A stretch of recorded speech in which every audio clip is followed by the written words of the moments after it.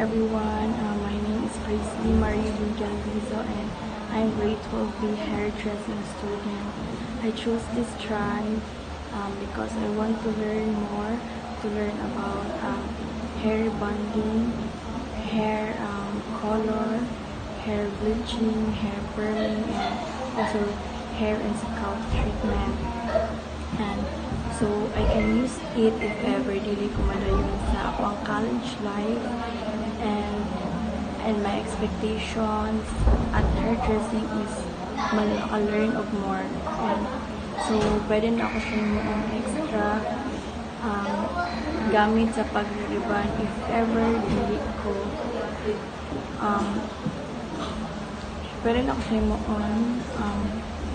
extra pang allowance and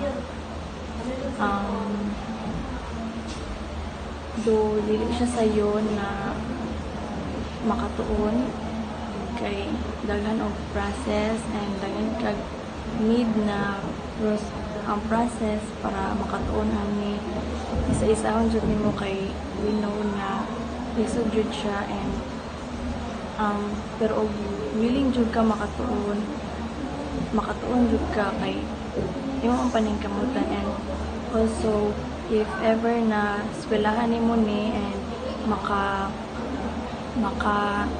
graduate ka ani na school year na ay possible na pwede ka mo kuha og NC2.